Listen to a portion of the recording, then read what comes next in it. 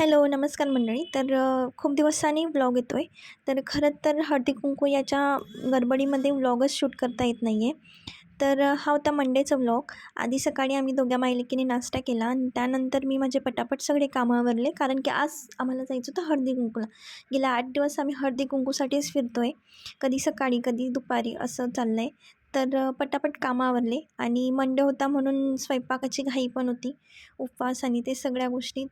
कणिक मळली. कणिक मळता-मळता ही बाई मला कणिक मळूच देत नव्हती. मलाच करायचं आहे आणि इतकी घाई होती त्या दिवशी मला, पण सगळे कामं हिलाच करायचे असतात.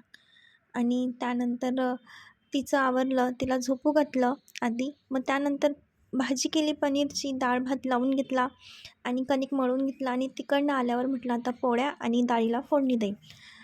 मग सगळं आवरून मी लागली माझ्या तयारीला. आधी अप्पर लिप्स क्लीन केले आणि त्यानंतर घातली साडी. हळदी-कुंकू म्हटलं तर बायांची फर्माईश असते साडीच घालायची आणि मला प्रचंड टाईम लागतो साडी घालायला. पदरच लागत नाही माझ्याकडनं. तर मग कधी साडी घालणं होतच नाही, कधी प्रॅक्टिसच नाही आहे, तर साडी मला अशी इझिली घालता येत नाही. आम्ही पोचलो एकदम गडबडीने बड्डेला. आधी केला बड्डे, मग केलं बोरन्हाण आणि मग केलं हळदी-कुंकू. पिल्लूचा हा फर्स्टच एक्सपिरियन्स होता बोरन्हाणचा, चॉकलेटी वेचण्याचा. तिला काहीच कळत नव्हतं. तिला लिंकच लागत होती चॉकलेटी वेचायची की काय करायचं आहे. आणि शेवटी सगळे चॉकलेटी वेचता वेचता तिच्या अंगावर पडायला लागले. मग तिला मी आधी बाजूला काढलं.